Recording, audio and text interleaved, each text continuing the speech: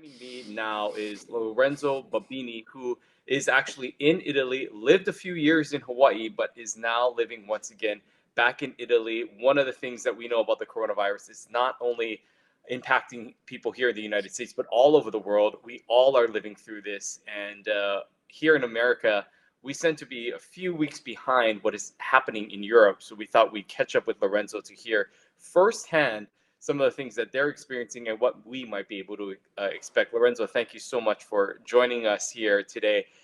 First off, give us an update of what are things like right now in Italy for you folks. Aloha, Ryan. Thanks a lot for having me here. So things are getting better. The cases are kind of fading away, so the curve is like kind of flattening up. That is good news. The good news came up just like a few days ago, and everything got started here in terms of locking down people in the house. Let's say end of February. So it's been a while. All the families and people have been like shut down in their houses. Looking at the future, seems like the last day of lockdown is gonna be the 3rd of May.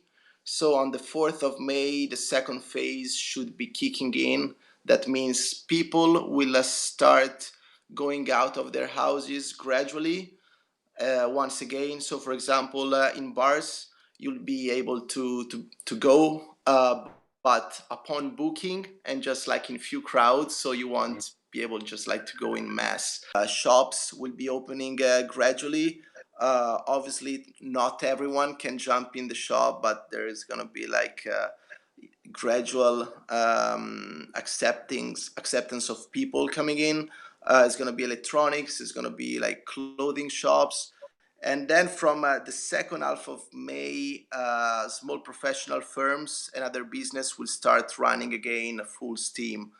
As far as schools is concerned, most likely September is gonna be the date when schools will start once again. So we're in this second phase where after the first phase of lockdown that lasts approximately a couple of months, we're now about to approach like a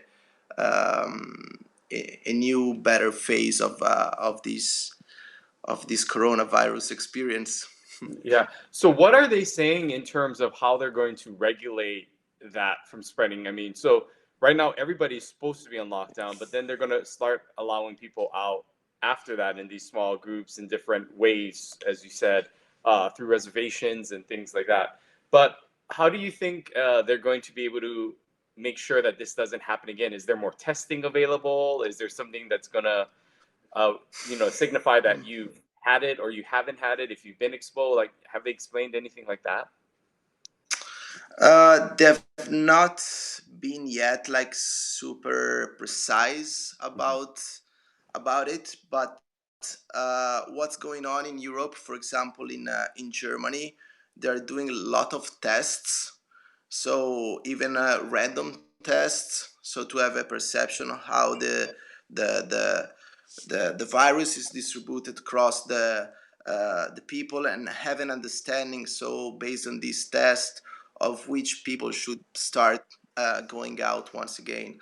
Most likely, even based on the model that we have seen in Israel, for instance, is going to be based as well in terms of age. So first the young people, and the latest are going to be the eldest. News of today from Lagarde is being that the eldest people may be locked down until December. Wow. That would be really huge. I'm thinking about my parents that live in the same building where I live, and I mean it's heavy, man. Being like in the last decades of your life and having this kind of perspective about the way we are living and the way we will be living, that is not going to be the same as yesterday. I mean, today, underneath my flat, I heard the news that a lady died. So when this sort of news hits you from being like so close to your life and your living. It's you always realize that it's happening, and it's big. Yeah, definitely. What has sort of been the enforcement like? Because you folks have been on lockdown for a while now, and uh, I guess for us here in America, we are sort of in week three. We're going into or experienced the third week of our own sort of lockdown. You guys Yeah. have been living this for a lot longer. What are they very strict about you guys going out, the enforcement side, if people are walking the streets? I mean, how has the police and how has the government there managed to keep everybody inside? So at first, the lockdown was kind of light, so people were still given the possibility to go out, and then gradually it became heavier and heavier, where you are given the possibility to get out just upon a auto certificate, where you basically are writing that you're going out to go to the supermarket, to the pharmacy, or for some specific urgent need that you have to satisfy. And if you get caught by the police, they ask you for this certificate. And if the justification is not well supported, you may get like a ticket for a violation. And in these last 3 days, for example, that we are in Eastern time, obviously the number of violation, because people have been locked down for so long and want maybe like to see their parents or their grandparents, the number of violation has increased a lot, and as a consequence, the number of tickets. Yeah. I mean, I think that's one of the things that officials here are worried about is that people will sort of go kind of crazy staying inside for so long that they want to just get out. And you guys have done it a lot longer than we're only 3 weeks in, and you folks have obviously lived it a lot longer. But Ryan, if I can be of like let you feel a little bit more comfortable about it, I've seen that like Italian people have been like quite civil and without any need of like giving a lot of violations. People have stuck in their houses and behaved quite well. So and this is like the biggest advice I may give to my Hawaiian friends, like just any small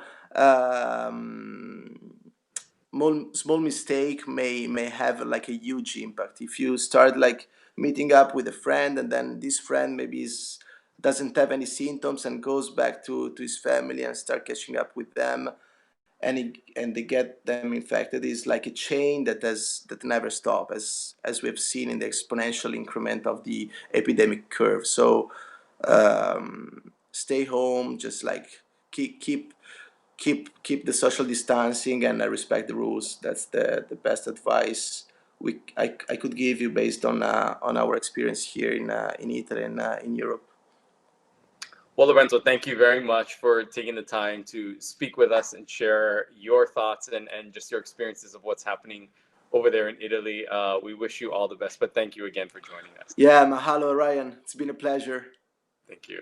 Yeah, bye guys.